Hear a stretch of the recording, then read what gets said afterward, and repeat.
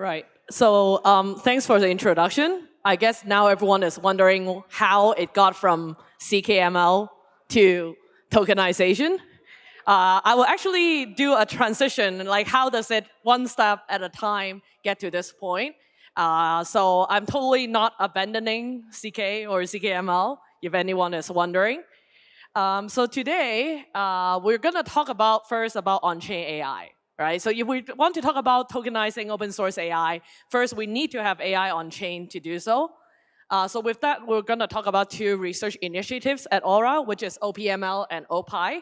A lot of abbreviations, I know, but we'll explain them one at a time later.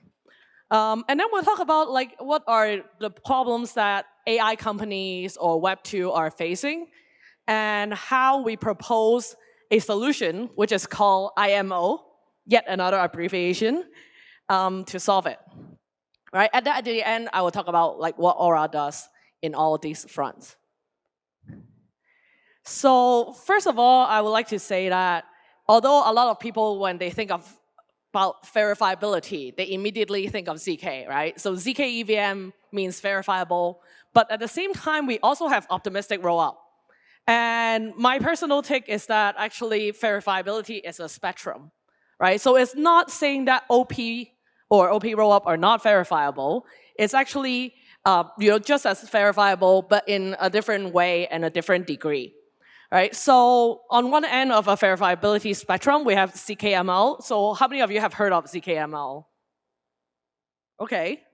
So this is the topic I spoke about at ETHTaipei last year. Right? So zero-knowledge machine learning, meaning you put machine learning into a CK proof, such that you can have a proof of that computation or a proof of that machine learning inference. So at Aura, we actually published two preprints on two research initiatives, which is optimistic machine learning. So you can think about that as the OP counterpart of CKML. Right? So we have CK rollup, OP rollup. We also have CKML, OPML. So on that far end, it's guaranteed by an optimistic system. And then recently, we have also published a research, which is, what if we bring the best of both worlds? What if we do some part in OP and some part in CK? Right? Obviously, you can't do that for an EVM, but you can totally do that for a machine learning model. So let's take one step at a time how we get to like all these different verifiability. So CKML, as we know it today, we do it for three reasons: for verifiability, for input privacy, and also for model privacy. I put an asterisk after the two of them because in my OPI paper, we actually talk about how these properties of privacy is not automatically guaranteed by CK. Because of the very nature of machine learning. We won't be diving a little too much into details of these two, but if you're interested in how that might not be true for CKML, feel free to read the paper. So some of the known issues with ZK and CKML in general is that, well, proving something, especially in machine learning models in CK proof, is memory consuming, time consuming, and most importantly, only for small models. Right? So unfortunately, the size of ML models that can be proven by CK right now is pretty small. Given unlimited hardware and I guess unlimited time, yes, potentially we can prove any model, but right now that's the size of models that we're talking about. I will elaborate a little bit more on what are the sizes we're talking about in a bit. So then we propose OPML, which is optimistic machine learning, right? So using game theory, which is incentivizing challengers to challenge, along with machine learning on the blockchain. So the good thing about optimistic machine learning is that you can separate execution from proving, right? So not until a challenge happened, you don't really need to submit a fraud proof. There's also an iterative fraud proofs procedure as well as an on-chain arbitration. And with OPML, the size of models we can do are currently Stable Diffusion and Llama. This is the two models that we provide on-chain right now on Aura. But it doesn't stop us from doing just any size models, right? So Grok just came out last week. Actually, there's nothing stopping us from putting Grok because it's an optimistic system, right? So pretty much the time and the memory is almost the same as a native execution time for the machine learning model itself, right? And when I meant that the CKML models are small, well, they're not that small, but we're talking about something like GPT-2 or NanoGPT, where the parameters are in the millions and or the small, like, small billions, right? So that's the difference of model sizes we're talking about. And so that doesn't really stop us from thinking, okay, so we have OP, which is like there's no privacy because everything has to be open source and transparent. And there's ZK where we can't really fit big models into this ZK proof. Well, what if we combine them? So that's when I'll come back to this later. This is when we came up with the idea of OPI, okay? So if you want to look up what it means and why this graphic, feel free to look it up. And so OPI stands for Optimistic Privacy Preserving AI. So essentially what we're doing is we're going to put part of the model, essentially the model where the money is at, into ZK and run the rest in optimistic, right? So you might ask, what does that mean? So let me give a very concrete example so does everyone know stable diffusion? Okay, and pretty much all of you have heard of something called fine-tuning, or whatever that means, right? So fine-tuning basically means that, okay, we take an open source model like stable diffusion and change part of the weights, right? And these changes happen at very specific layers in this in this large neural network. So essentially what we can do is, what if we just put those parts into ZK, right? And the rest is open source anyways, and it's not changed, and everyone already knows the weights of it, right? So in that case, by applying ZK selectively, then we can actually be able to potentially bring really huge models on chain without having to do like a very huge proof, right? Because we're selectively only applying ZK proof to those layers. And we're making use of the efficiency of OPML. So speaking of efficiency, let me go back to this slide. So how efficient are we talking about, right, when we talk about an optimistic system or OPML? So right now, first of all, it's already available on smart contract. So essentially, what you can do is you can make an inference call, and our AI oracle will make a callback of your result. And this, the security assumption of this is only 1 out of n honest verifier, right? So as long as 1 out of all the nodes in your network is honest, then this system is secure. And it's 1,000 times cheaper, or this is actually a very conservative estimate. The real estimate is probably more like 10 to the 5th to 10 to the 6th times cheaper than CKML. Right, so now we have all these kind of on-chain AI primitives. And one of the major questions that people usually ask is, what do we do for on-chain AI, right? Like, why do we need on-chain AI? What can AI do for blockchain? This is not the question that is concerned today. The question I am concerned today is actually the other way around. Okay, so everyone asked the first question, what does AI do for blockchain? Why do we want AI model onto blockchain? Why don't we flip it the other way around, which is, what does blockchain do for AI? So I'm gonna see if this plays. So how many of you have seen this video somehow? Okay, does anyone know who or what generated this video? Sora, exactly. So this is a video from Sora by OpenAI, right? So what do you think if you are an AI company doing video generation? As soon as this comes out, or you're a founder doing like AI video model generation, video generation model, what do you think the problem would be as soon as this comes out? Sorry? Right, so first of all, fake videos, but from the founder of a video generation model. Right, so this is some of the problems that AI industry is facing, right? So first of all, you have a closed AI dominance, right? So they are fully closed source. You don't really know what to do and how to really outcompete them, right? So, and also there is, with OpenAI, if you have ever used ChatGPT, you probably have realized that the performance drift. So this is called a model drift or LLM drift, which is the model slowly changes its quality. In a good way or in a bad way, but usually in a bad way, right? So it has more and more glitches. It's getting weird, giving out weird response. So this is sort of why we need verifiability in a way, right? So how do we verify that we are getting results really from that model? And how do we verify that they didn't just randomly changes the version of the models we're using? Right, so this is what AI could do, what blockchain could do for AI, which is we can provide that layer of verifiability.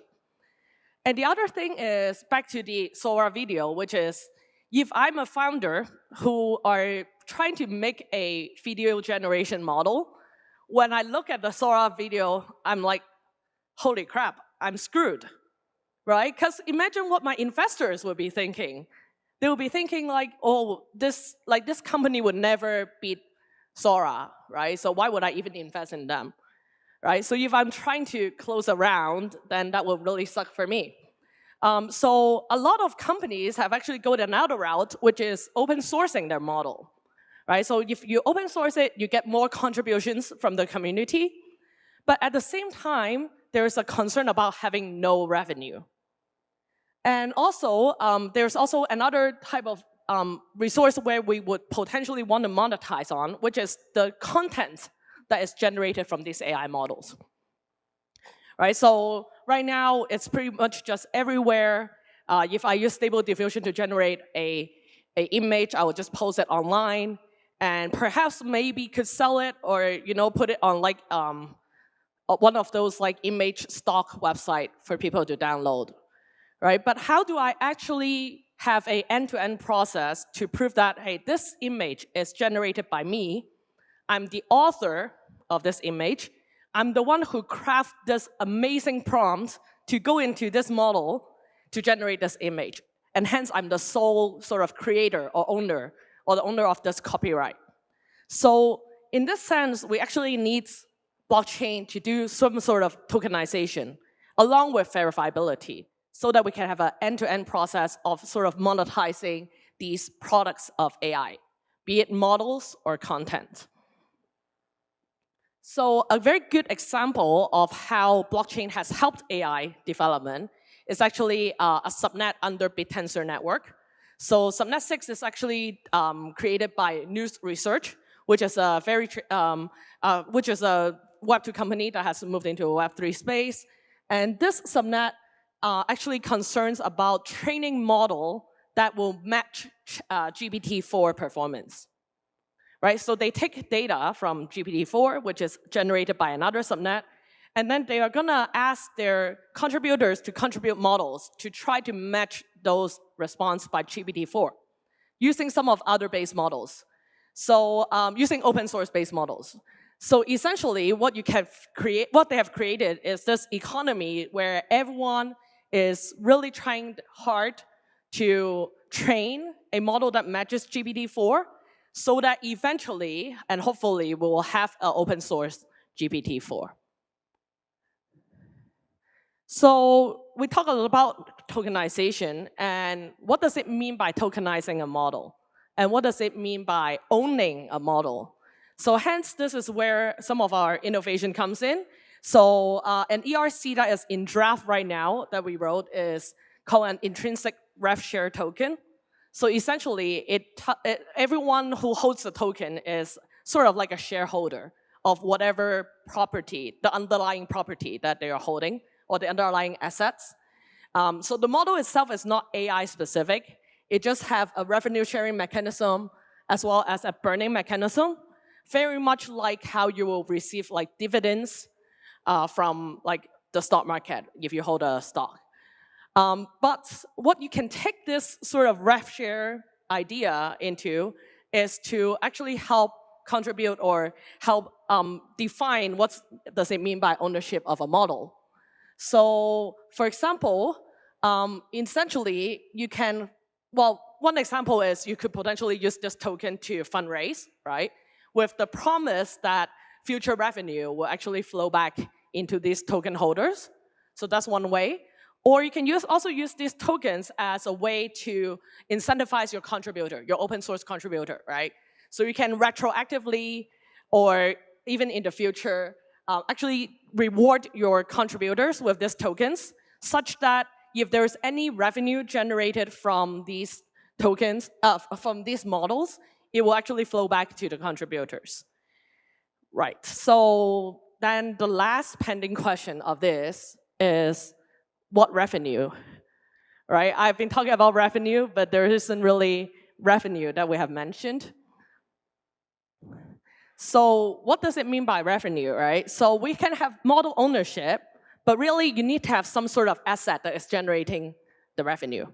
So one type of asset could be a AI GC NFT collection, for example. So this is just an example. So the corresponding kind of ERC that goes with it is 7007. So it's a standard for how to define like verifiable AI generated content NFT. Right? So if you have this verifiability that it comes from certain model, then essentially all the revenue that comes from this NFT collection, be it the royalty or the minting fee, could potentially be a revenue stream of that model. Right? And other revenue stream could be something, for example, like using our AI on-chain AI Oracle for certain models. Right? People pay a fee for it. Right? That is also potentially what would be defined as a revenue of that model. And that would flow back into kind of the model owners, which is the token holders. Right? So combining everything, basically we call this initial model offering, right? Taken from ICO, initial coin offering. So instead of selling just tokens, now you have an underlying asset, which is the model identity itself. Right? And you can use this mechanism to define model ownerships and potentially have different incentives mechanism that can drive this model moving forward. Right. So at Aura, we have done quite a lot of like different products in order to go to that all comes together as this like IMO initiative. So earlier I mentioned that we have had 2 research that concerns like OPML as well as the intersection of OPML and CKML. And then we have an on-chain AI Oracle where the security is guaranteed by OPML and everyone can make use of that result on-chain. And that Oracle could potentially be one of the ways that models can make money, even open source models can make money by people who have the need to consume this AI inference result on-chain, right? And that provides the path to IMO, initial model offering, which is how potentially you can define AI model ownership and also have a revenue sharing mechanism for all the holders. Right, so that marks the end of my presentation. If anyone is interested to have the slides or check out the actual research paper, that's my link tree. And I don't know if we have time for questions. We do. Does anyone have any questions? Oh, we've got one over here. Thanks for the presentation, Cathie. So for the model ownership aspect, is there any kind of like governance mechanism baked into this as well? Just kind of imagining how in AI, I mean, just assuming that they are able to be as powerful as the models that we have today, there's going to be a lot of concern over, the training and fine tuning and kind of all of the, all those sorts of aspects of the models. So any sort of governance involved. Right. So at this stage, so from this standard, it doesn't really specify a lot of the tokenomics and also governance. Really, it's up to the entity that is offering the tokens, for example, the AI company, to suggest whether they want such a sort of governance structure. But I can see that it totally can be used for example, even just to decide whether we want to update a model, right? Whether we want to update it into another version.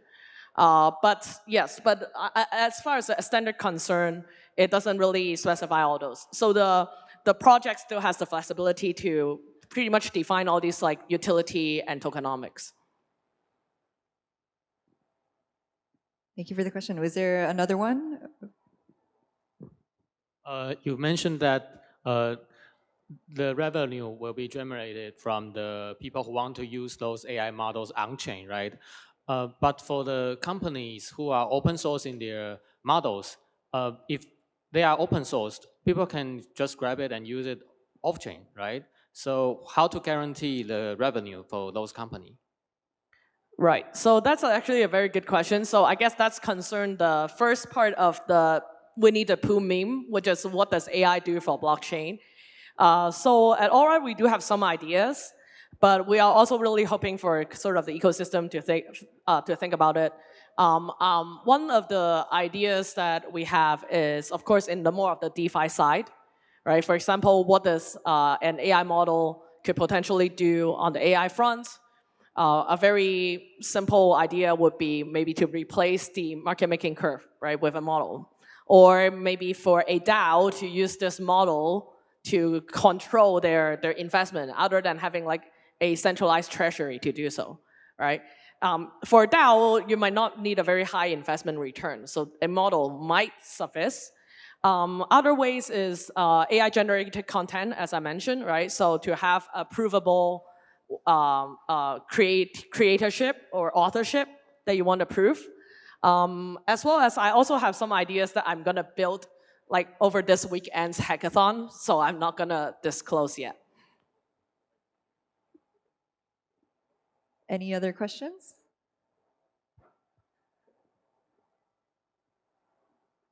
All right, if not, we'll start prepping for the next talk at 2 p.m. So make sure to come back for Perpetual Protocol. Give it up for Cathie.